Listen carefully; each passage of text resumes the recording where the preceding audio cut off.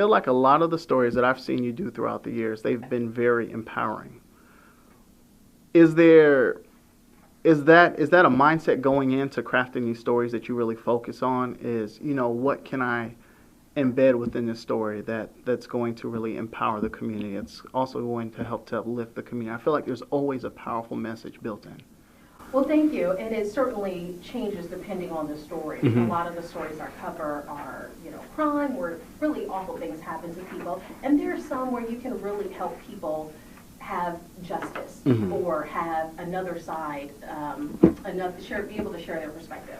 So I enjoy that. Of course, it's different every day with general assignment. I could have a story where I'm interviewing a senator about new legislation, or I could end up at a house where 3 people died, and no one expected that to happen when they woke up, that morning. Do you miss those days? I don't. You're taking a deep breath, like, gosh. Because here's the thing with me. I felt like I just took so much home with me. You know what I'm saying? It was just so tough. Like, there were some times, and it was so funny because I remember being back in Tulsa, Oklahoma, and I remember there were so many stories that I was covering, and there were some reporters that were just like, I don't understand how you can go in the communities that don't look like you and come out with some fire stories. And I was like, well, I think as long as you're relating to people will always talk to you, because people will talk to people. But when you start injecting race, politics, that's where you start to create this divide as wide as the Red Sea, And so, when you can get back to the people, they'll talk to you. But I mean, everything from the mother that was cooking meth in her house and set her kid on fire. Kid is like 7 months old. It's it's just so much. That's so. It's just so frustrating. And so, I just felt like there was just so much that I took home with me, and I wanted to be able to do more. And I was just like, how much can I do in this role? This role where I have to be neutral. So it was just a lot. That is tough, and there are those stories that stick with you. I did a story about an 11-month-old baby girl who was abused to the point to where she could never have children. I remember when the 12 little kids died in the Moore tornado while they were at school. Yeah. Those things are hard to shake.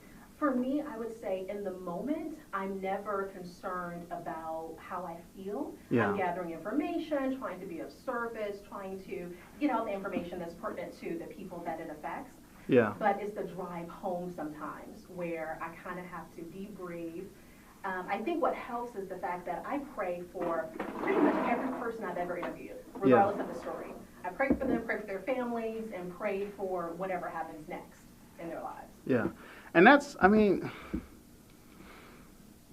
and I remember sitting down there praying for folks, but I think it always just took long to just shake those emotions. Like, even when I was in Manford, Oklahoma, and they had the wildfires that came through. Yeah.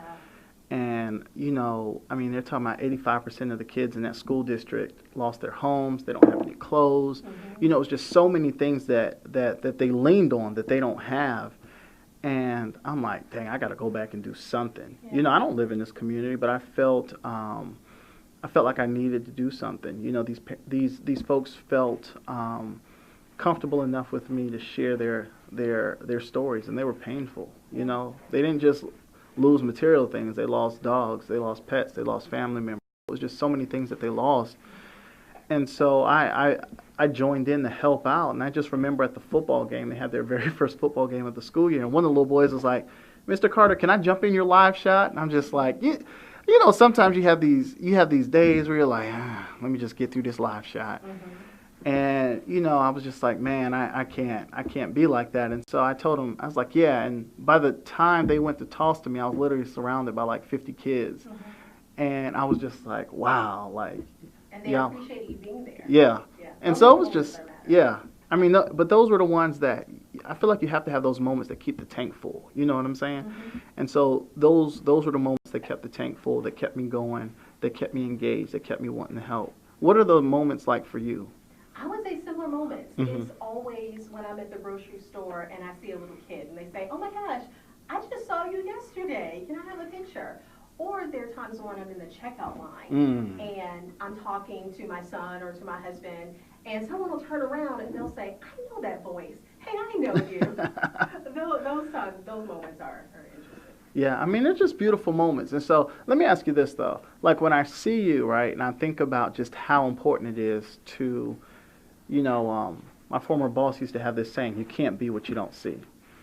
And I think, I think about my daughter's experience, being able to see a mother who is black, owns her own practice, is, board certified, just has all these credentials, just what it's like seeing that. What do you think that does to young girls in this area, to see somebody like you? I mean, because you're doing a lot. You're not just, anchor reporter, but you're a wife, you're a mother. You carry the load and you carry it with grace. But what do you think that means to so many of the young girls that are able to see you? Well, I think representation can change generations. Mm-hmm. Like I said, me watching Monica as a child, pretty much every reporter in this market had the same experience. Yeah. If you say, who do you look up to? It's Monica and Oprah. Yeah. Those were the very first two. Other people have come after that.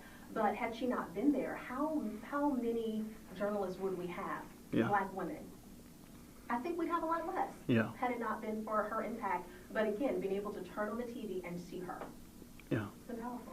It is. And, I think the one thing that people forget about, it's not just, and I'll say this, you can always tell how thirsty people are for diversity by what we do with these opportunities. Like you think about when Black Panther came out. I mean, think about it. I mean, $3 billion worldwide. Insane. Yes. I mean, what does that say? What does that speak to? Because for years, you've had people say, "Oh, I don't think people want to see these things," and it's like, poof, here comes the internet, and it's like, wow, what these studies were showing us and what the internet is showing us are two totally different things. Mm-hmm. I mean, how have the stories that you've been able to cover changed because of this new information? Well, I think two things. I think first, you have the numbers. Mm-hmm. So a lot of times what people say they want to watch is not what they actually watch. Mm-hmm. There are people who say, I don't watch the news anymore because it's sad and it's depressing. Mm-hmm. Well, unfortunately, those are the things that happen to the people. Most definitely. Most of the time, unexpected. Mm-hmm. So that's true. But at our station, we've really been on the forefront of digital content. Mm-hmm. And I think from there, you can really see what people, the other things they want to see outside of the top 10 stories of the day. They want to see Naeem Abdullahi's piece on Atlanta child murders and the series of that and the thorough investigations. Now, would they watch that entire 30-minute piece during a newscast? Maybe not, but they've watched it on other platforms in the thousands. Yeah. So I think having the digital element and being able to experiment with your format has helped.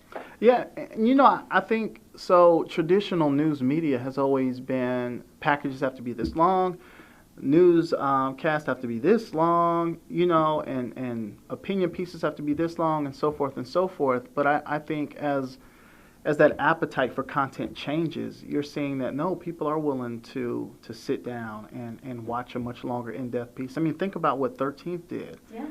I mean, when they see us on Netflix, I mean, these were very long and hard to watch pieces, but people, I mean, we're talking about 24 million households consume that content, And when you have numbers like that, it makes major networks take a second look at the numbers that they're getting every day. Yeah. And figure out ways to incorporate some of the other content that's going to also give them the same numbers.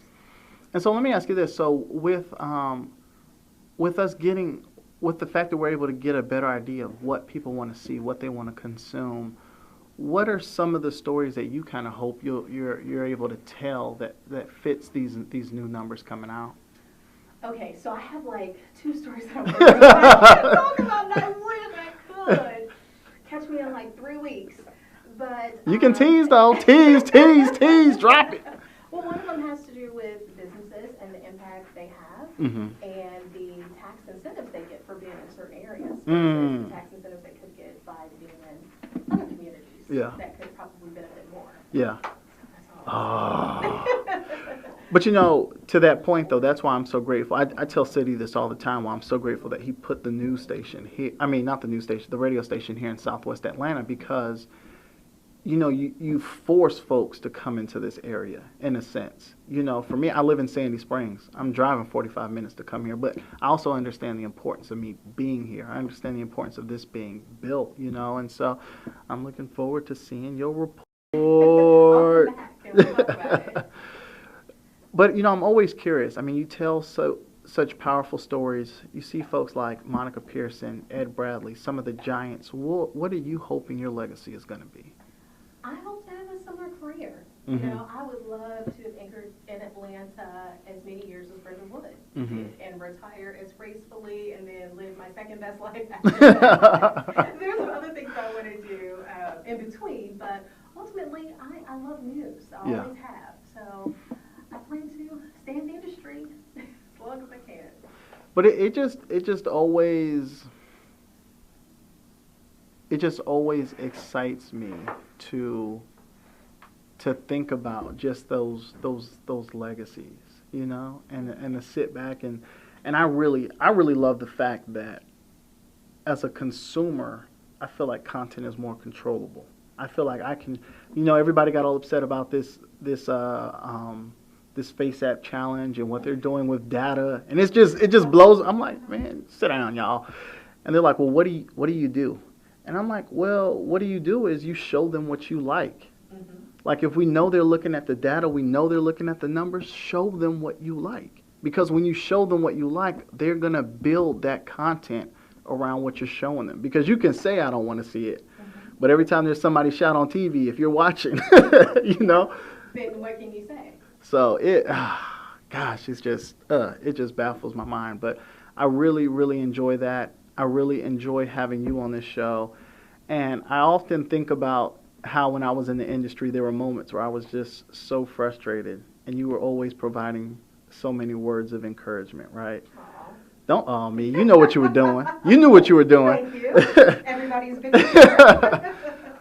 But I mean, talk about where that came from. Because I feel like you don't just do it at work, you do it with just people in your community. The people who are closest to you, you're always checking on them, always seeing where did that come from? Where did that element of, let me show you what support looks like, come from?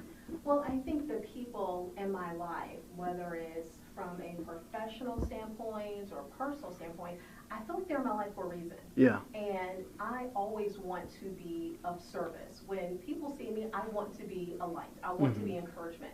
And when people have those hard times, when they need a pep talk, I'm glad when I'm there to give it. Yeah. Now, a lot of times, I have no idea what I've said during a conversation because I just let it flow, from above.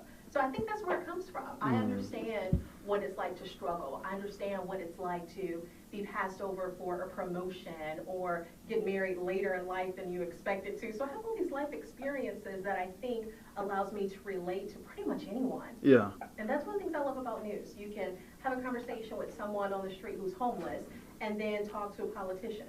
Yeah. And then talk to a little kid. Yeah. So I love just meeting all different types of people and being able to find ways to relate to them.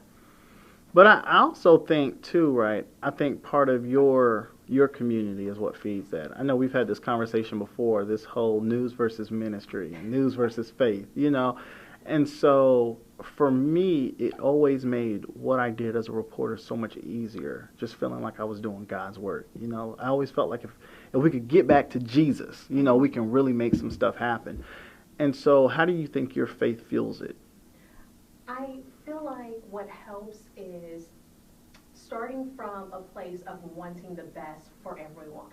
There are times when we have to report on people that I'd rather not report on. Yeah. And sometimes it's the worst thing they've ever done in their life. And they know it, and they feel terrible. We still have to report it, but I can still pray for them. I can still tell the story, the full story, in a way that is fair and representative of everyone involved. Mm-hmm. And I think that's really important to have that balance. Yeah. And so I wanted to ask you a question, and you can let me know if you want to pivot, because this one is out of the blue. It's out of the blue. But I was thinking about, remember when they see us, and how he talked about like 90% of the news articles didn't even use the word alleged or suspect. They pretty much just convicted them. And I remember when I had I covered a story, and I used the word alleged, but then it came out that the guy was found, not guilty of this original crime. And I remember, our news director at the time was just like, okay, we got to do this piece. We got to be very delicate. And I was just thinking, like, I don't know, just in this space, because we're listening to what police tell us and the investigators tell us, what do you think is the best way to kind of go about that? Well, I think attribution is always important. Mm-hmm. I think we've learned some things as the industry continues to grow. Mm-hmm. For example, if you're reading a police report and it's the narrative, we can quote the police report, but you also know there's a lot of information that may not have been included for sometimes investigative purposes. Mm-hmm. Sometimes they may not have been aware of additional information. They may have found cell phone video a month later, and that will change some of the information in there. So I think when you're first covering a story, when information is limited, you really have to make sure you only report the facts, mm-hmm. things that are proven, like time and date. Yeah. And everything else, you have to allow the information to come as it's discovered. Wow. I like that. Attribution. One thing that I can attribute to you was being on this show. My diet is better than yours. Oh my God. Oh my God. You know what? If you would have ever told me that I was going to be running around the city of Atlanta in a sports bra and compression shorts, I would say you were a liar. But here we are, and I did it. It was, what was your guy's name? Come on, Latasha. You can do it. Hey, you can. Okay? It's my boy. Okay? You can do it, Latasha. You can do it. I did it, Latasha. You can do it too. You can do it. I'm going to tag you and tag him. You can do it. You can do it. I see you, girl. You can do it. He is good. Actually, He's good. I do his, what is it, T25? I do those too. Okay, you do size? No, I don't do that one. No, T25. 25 minutes and I'm done. Okay. So the premise of the show was to find five people in Atlanta who wanted to lose 50 pounds or more. Mm-hmm. But this is how I got on the show. So I had just had a son who was, I think, 5 or 6 months old at the time.